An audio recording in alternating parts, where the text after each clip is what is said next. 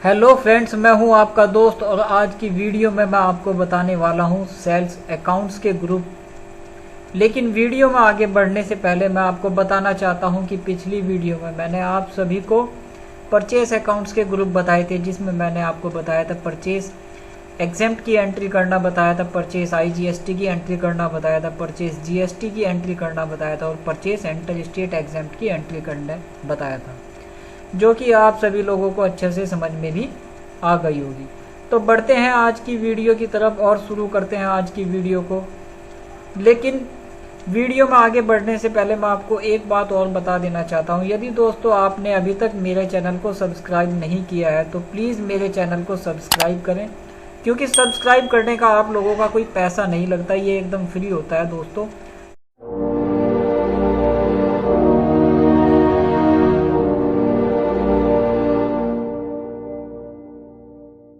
यदि दोस्तों आपको मेरी वीडियो पसंद आए तो एक लाइक तो मेरे लिए ज़रूर बनता है। तो चलो शुरू करते हैं आज की वीडियो को। तो देखते हैं आज टैली ERP 9 में मैं आपको क्या बताने वाला हूं दोस्तों, सेल्स अकाउंट्स के ग्रुप। तो सेल्स अकाउंट्स का ग्रुप में सबसे पहला जो ग्रुप आता है दोस्तों हमारे पास सेल्स GST का आता है। GST का मतलब आप समझ ही गए होंगे दोस्तों पिछली वीडियो में।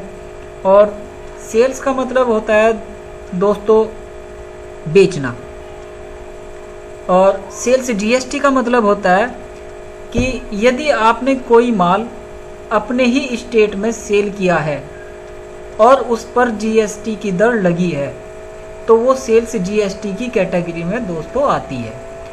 उसकी कैटेगरीज क्या क्या होती हैं, लेजर के नाम क्या होते हैं, ग्रुप का नाम क्या होता है, ये सब मैंने आपको लिख के बता दिया है। सबसे पहले क्या होता है, सेल्स GST की जो दर होती है वो 5% होती है, तो हमारा जो ग्रुप चला जाएगा सेल्स अकाउंट्स के अंदर चला जाएगा। सेकंड क्या होता है दोस्तों, सेल्स GST होता है लेकिन 12% की दर होती है, तब भी हमारा क्या होगा, वो सेल्स अकाउंट्स के ग्रुप में ही जाएगा दोस्तों। लेजर का नाम क्या है, सेल्स GST रखा और मैंने दर जो रख दी उसकी 18% रखी, लेकिन ग्रुप अंडर ग्रुप दोस्तों किसके जाएगा, सेल्स अकाउंट्स के ही जाएगा। इसी प्रकार सेल्स GST का जो लास्ट की जो दर होती है वो 28% होती है, तो मैंने वो भी रख दिया और अंडर ग्रुप रख दिया दोस्तों उसको भी सेल्स अकाउंट्स में। तो थोड़ी सी बेसिक सी बातें मैं आपको सेल्स अकाउंट्स के ग्रुप के बारे में बताता जा रहा हूं, जिसमें सेल्स अकाउंट्स के लेजर मैंने एक तरफ लिख दिया और उनके ग्रुप भी दूसरी साइड में मैंने लिख दिए हैं। तो सेल्स अकाउंट्स के बारे में आपको समझ में सेल्स GST के बारे में आपको समझ में आ गया होगा। इसी प्रकार टैली ERP 9 में सेल्स IGST होता है। सबसे पहले सेल्स IGST का मतलब समझते हैं।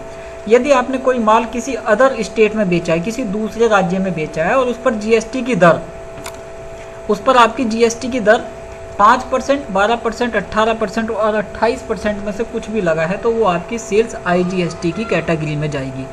फॉर एग्जाम्पल के तौर पर हम समझ लेते हैं, जैसे कि मैं उत्तराखंड में रहता हूँ और मैंने कोई माल सेल किया यूपी में जाकर सहारनपुर में, और उस पर मैंने उस पर जो टैक्स लगा वो 5%, 12%, 18% या 28% में से जो भी लगा वो मेरा सेल्स IGST की कैटेगरी में चला जाएगा। आगे देखते हैं, टैली ERP 9 में ही हमारे पास होता है सेल्स एग्जेम्प्ट की एंट्री होता है। सेल्स एग्जेम्प्ट का मतलब क्या होता है, आप उसी राज्य में रहोगे, माल को बेचोगे लेकिन उस पर कोई टैक्स नहीं लगेगा, उस पर कोई टैक्स नहीं लगेगा। तो हम एक लेजर क्रिएट करेंगे सेल्स एग्जेम्प्ट @00% का और अंडर ग्रुप रख लेंगे सेल्स अकाउंट्स के। तो थोड़ा सा एक एग्जेम्प्ट की एंट्री और रह गई मेरी, एंटर स्टेट एग्जेम्प्ट। अगला क्या है मेरा, सेल्स एंटर स्टेट एग्जेम्प्ट। यानी कि सेल्स एंटर स्टेट एग्जेम्प्ट का मतलब भी मैं आपको समझा देता हूँ।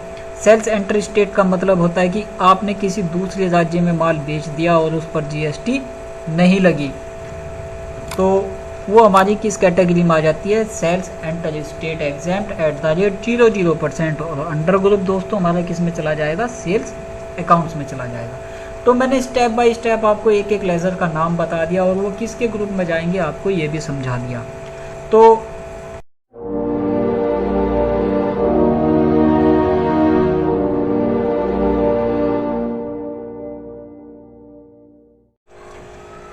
तो फ्रेंड्स आज के बिल में मैं आपको सबसे पहले सेल्स एग्जेम्प्ट की एंट्री के बारे में बताऊंगा और सेल्स एग्जेम्प्ट की एंट्री हम कैसे करते हैं वो मैं आपको समझाऊंगा।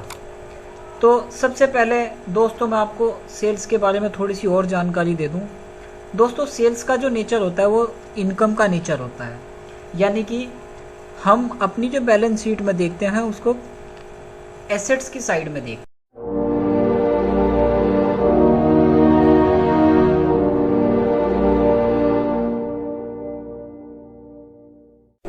दोस्तों शुरू करते हैं अपने आज के पहले बिल की एंट्री, जो कि मेरा बिल है सेल्स एग्जेम्प्ट का।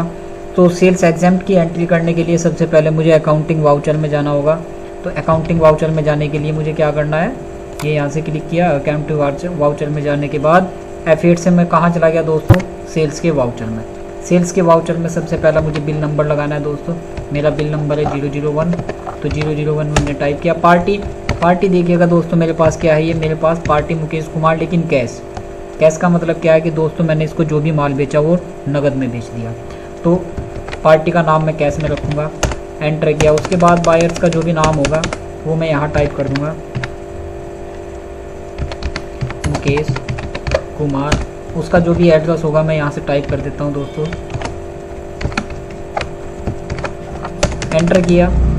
इसका जीएसटी नंबर ना कोई नंबर नहीं है मेरे पास, बिल से देख लिया मैंने। एक लेजर मुझे क्रिएट करना है दोस्तों सेल्स एग्जेम्प्ट का। सेल्स के लेजर में मुझे क्या बनाना है, एक लेजर क्रिएट करना है सेल्स एग्जेम्प्ट का। तो लेजर क्रिएट करने के लिए ऑल्ट के साथ में सी प्रेस करूँगा।